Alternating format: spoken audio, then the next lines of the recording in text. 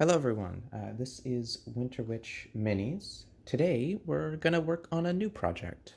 Here I have a figure of Nobara from the show Jujutsu Kaisen. It is not my figure, she belongs to a friend.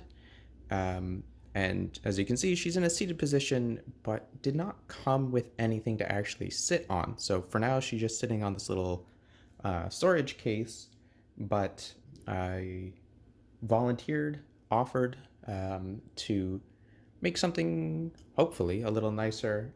The idea is going to be like a desk, school desk, work desk, whatever, using some cardboard. It's nice and thin. It's not too perforated. We might have to put some sort of like a trim on there so it's not obviously cardboard. And then I'm going to use the sprue pieces from this, can't really see it. I'm going to have to move you out of the way. And we're going to use the sprue pieces from this Gundam aerial weapon display base. So not the parts themselves, but just like the little sprues on the edges for support on the table and the legs, basically. Hopefully that should work. It might take some finagling because obviously I'm just kind of working with scrap pieces, but that's the plan. So for now, what we need to do is we'll measure her and see how big of a piece of cardboard we need, how tall we need the legs, that sort of thing. So the base she's on currently is about 6 centimeters high. I'm cheating a little bit because it doesn't go all the way down to the bottom there. So we probably want, if this is a desk, it to be a little higher than that, maybe 7 centimeters up, right? Because if you're sitting on a chair, if you think about it normally, right, you're gonna probably be touching the ground with your feet, and then that's where your butt is, but you need the clearance of the desk, right? So the desk is gonna be a bit higher. So we'll call it maybe 7 centimeters tall. And then as far as width, I guess we'll measure corner to corner on the skirt, also about 6 centimeters, and she's kind of leaning back, so she's got her hand extended. So we're gonna just push that into the corner of her leg, and about 7 centimeters. So we'll want it a little bit wider than 7, we'll call it maybe 8 or 9, and wider than 6, probably 7 or 8. We could just make it square, 8 by 8. That might be nice. I guess it really depends on what kind of desk you're looking for, but 8 by 8, yeah, 8 by 8 should be good. And then we'll try to maybe round out the corners. We'll see how fancy we get with this. But for now, that's the plan. So we need an 8 centimeter by 8 centimeter piece of this cardboard. And then we'll get that cut out.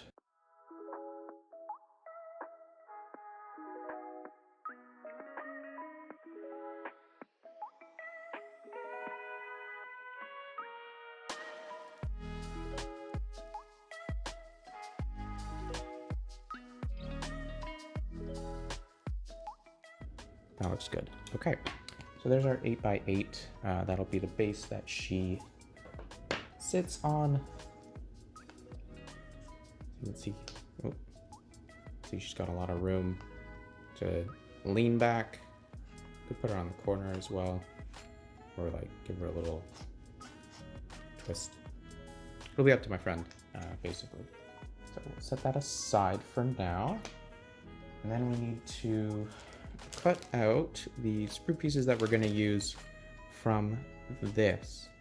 So just start cutting.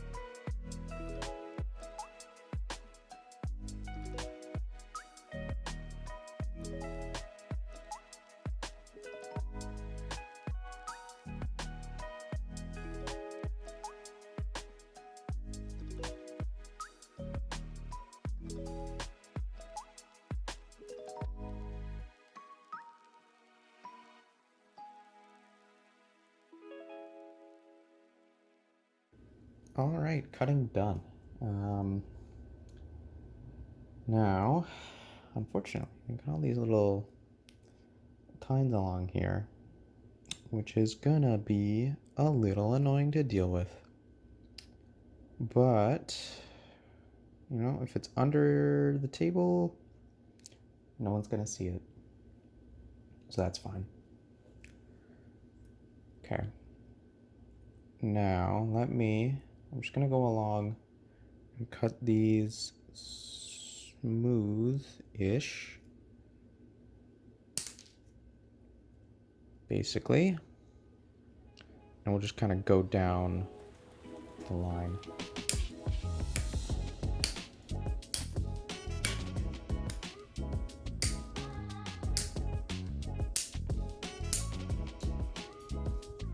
Well, that went fine.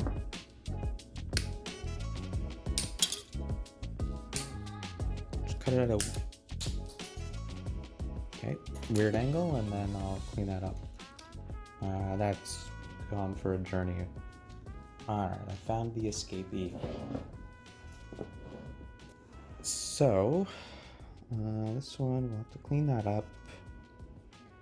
Shave that corner down flat. Got a couple of, these are just nail files, but, you know, it's sandpaper.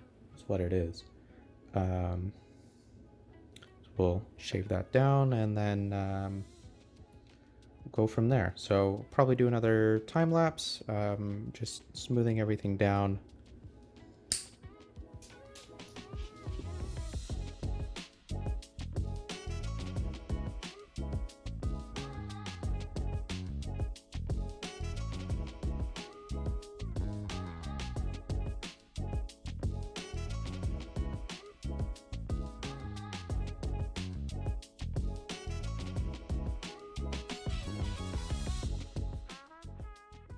All right, we now have the ends of all these pieces smoothed out. Should be as close to flat as possible on both ends, which should make binding them to each other easier. However, now that I'm looking at the thickness of these pieces, the thickness of this cardboard feel like this scale is not the same. Like, it feels like the legs are going to be way thicker than the plank of wood on top.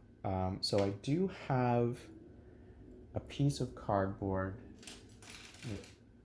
that is slightly thicker if you compare it.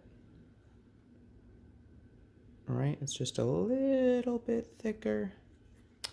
So I think I'm gonna cut a piece of this instead. So I'm just gonna use this piece as a guide and cut out some of the thicker grade cardboard here. There we go. All right, so now I'm gonna need something else to definitely fill that in. I do have a toilet paper roll. This should be fine just to fill in the gaps. So let me cut that into strips, and then I can use those strips as lining, siding.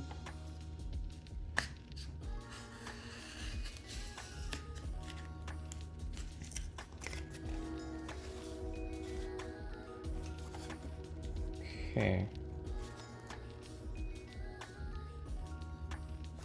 Train's going crazy.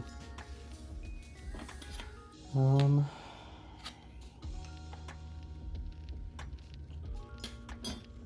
guess I shouldn't have crunched it as much as I did, but what can you do?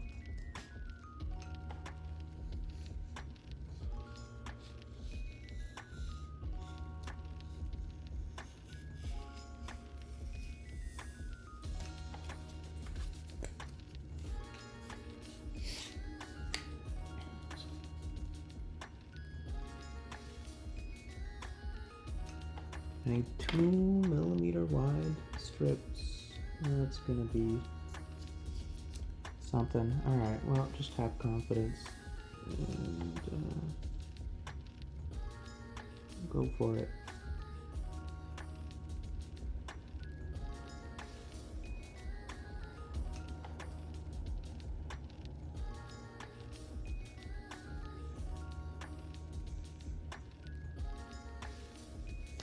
Alright, that might be 2mm. Just about. Okay, well, not bad. And this end, you're a bit too wide, but once I put the trim on there, we can shape it down a little bit. That should be plenty. Okay. I'll do that business after I have the legs on, because I think it'll be a little easier once this is standing on something to actually get that going. The legs I still need to trim smooth these little nubs off, so back to doing those nibs.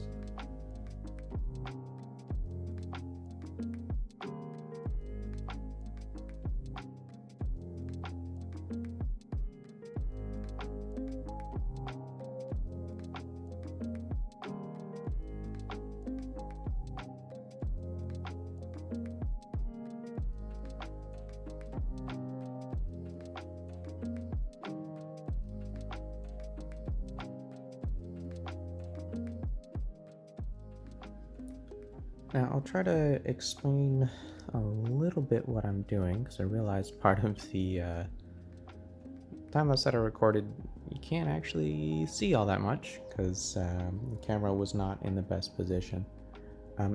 Basically, the way I'm doing this is I'll start kind of at an extreme angle.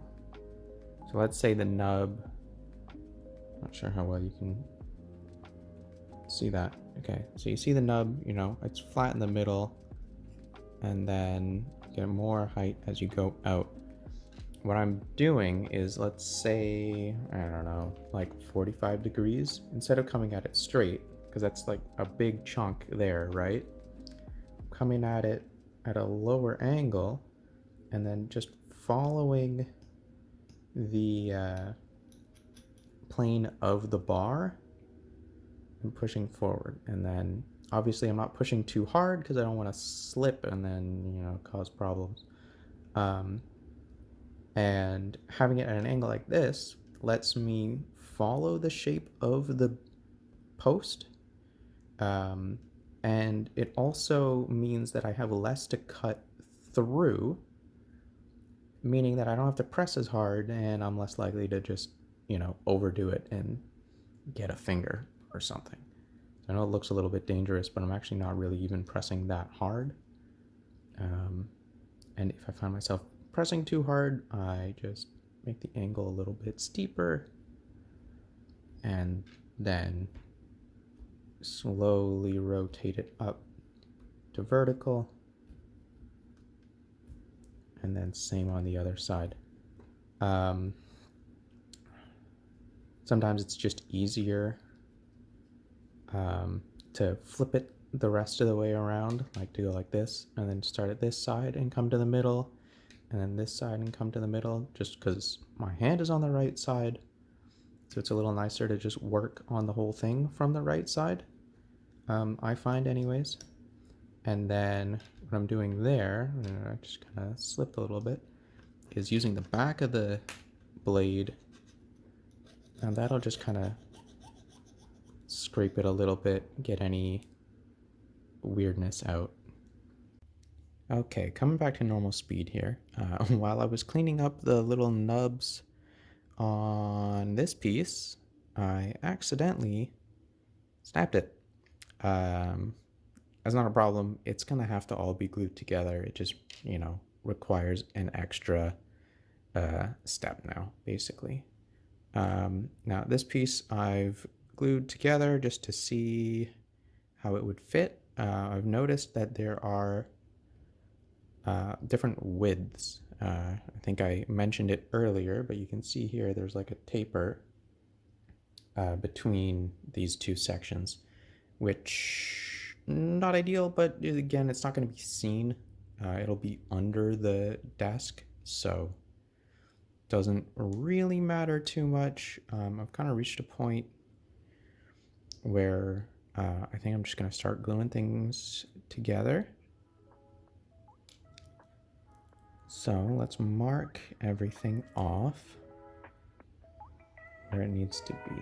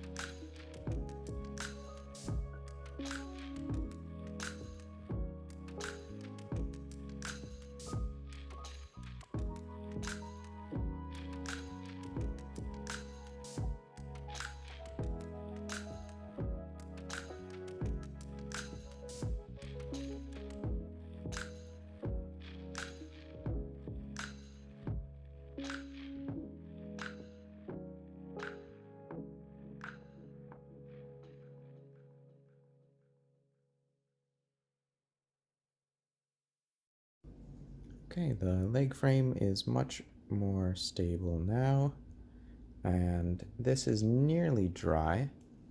So what we'll have to do here, this is the bottom of it. You can see the nick there. So I've kind of overcut, I guess, or not overcut. Like it's not perfectly the right width. Sorry about the dishwasher. Hopefully that's not too loud. Basically the excess is on the bottom portion, and then I'll just take the hobby knife once this is fully dry, and we'll come in and just kind of slice off the excess, and should be nice and smooth. So that's the next plan of action, and then after that's done, we will glue this on, and then we will have to prime it, and we'll go from there. Actually, you know, before priming, I might, what I was planning to do was kind of scratch in some lines just to make it look like it's like the grain of the wood or whatever. So I might do that after I've trimmed. I'm not going to cut it in because I don't want to like fully pierce anything, just kind of like leave a little dent if possible, but it might be too soft judging by that right there, considering I barely pressed on it and it's kind of caving in the corner, so that might not work, unfortunately, but we'll see what we can do.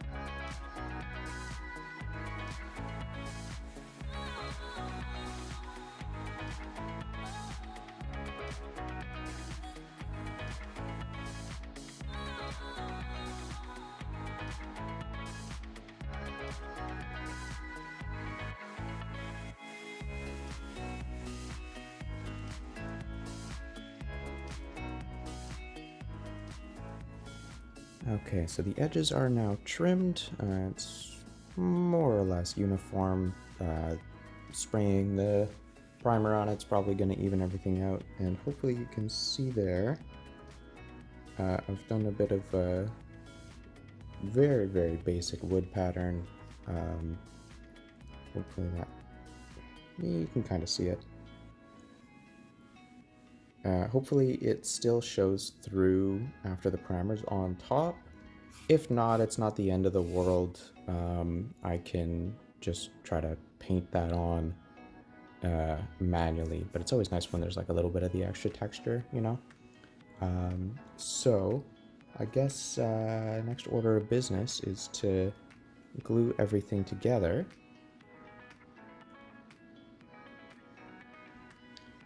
And yeah, it still looks nice. Like this maybe.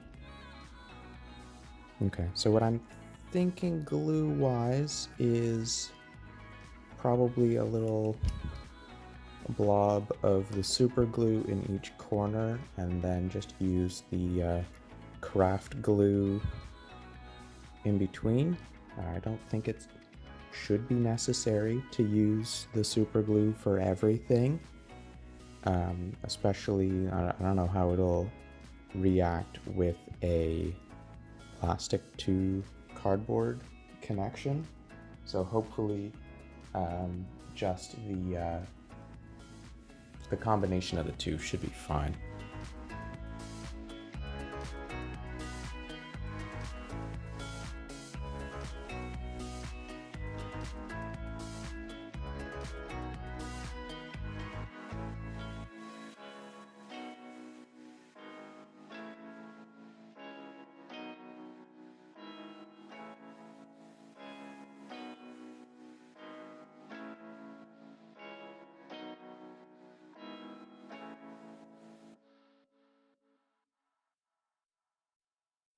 All right, we've got everything primed up here. I've gone with like a matte gray, and you can see, there we go, if we use that kind of angle, the kind of wood pattern that I scratched into the top did stay visible, thankfully. So hopefully we can continue to maintain that while we paint.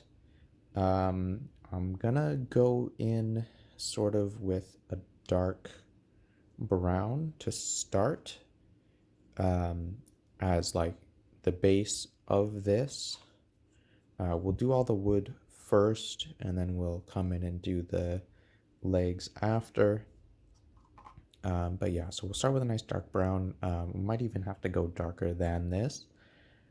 And then we'll work our way up lighter and lighter as things go.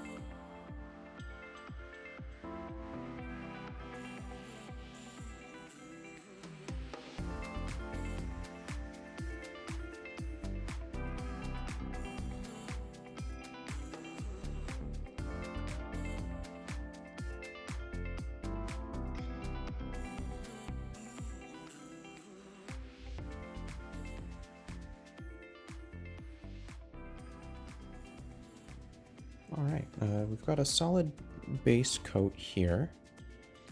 This is a mix of burnt sienna and black. Oh, it's upside down. Burnt sienna and black, just to get it nice and dark. The mix, like, not like a mid-tone. It's a bit light, but I'll come in with thin layers of it just to bring it up. So this is black burnt sienna, and now a little bit of kobold skin from Army Painter. And we'll just come in with very thin coats of this, and I'm not going to paint in on the lines. I'm going to paint on the planks in between the scratch lines, if that makes sense. And we'll build that up slowly.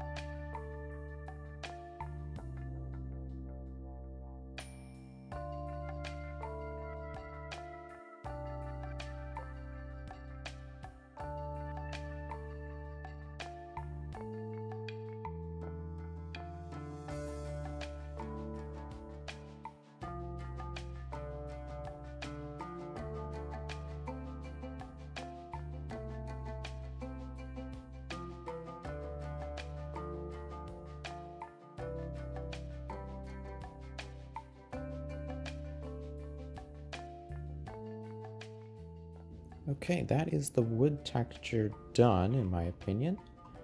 You can still kind of see where it's actually scratched in. I tried my best to keep the dark areas along the scratches so that like the depth is conveyed properly. I went with a dark trim along the edge because I think that kind of just pulls the focus to the top of the table a bit more. On the bottom, I just went with the dark base color. I'm not gonna bother doing this whole texture on the bottom because you're never gonna see the bottom.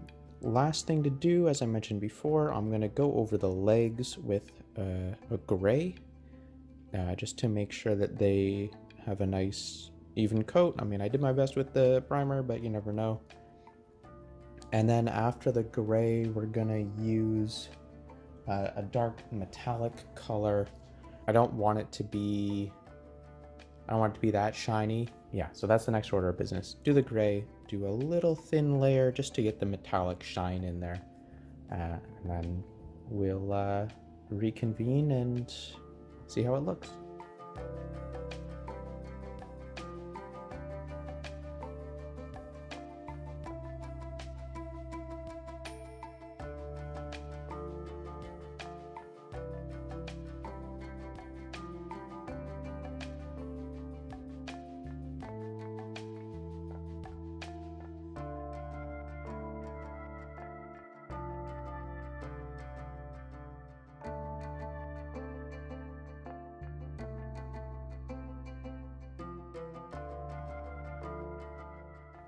Okay, that step much faster than the previous one.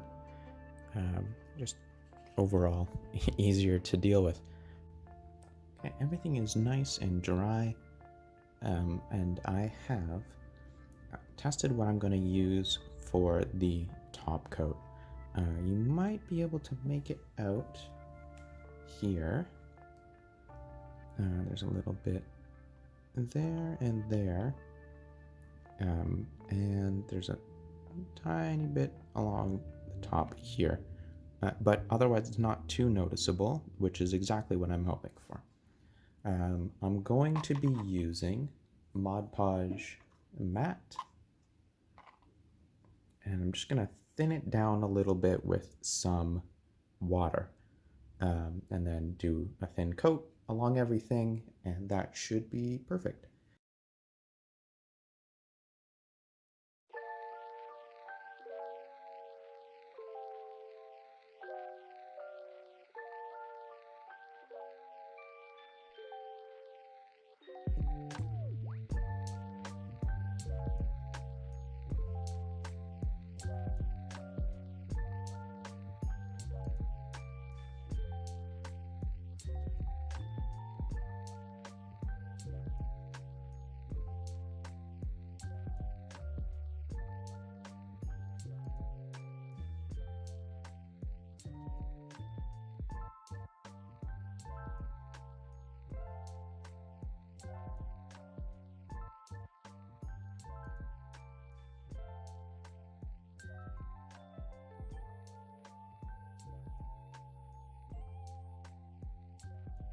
Okay, top coat is done, table is now complete. So that means we can finally place the figure where she belongs.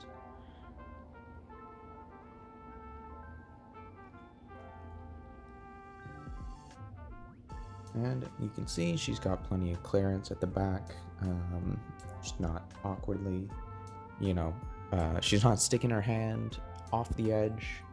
Hopefully my friend is happy with it. I think so. Thank you for watching. I do appreciate it. Please like, subscribe for more videos. I'll be working on something else probably next month. Probably Gundam. That would be fun. Consider sharing this with your friends if you think they would find it interesting. And yeah, thank you. Have a good day.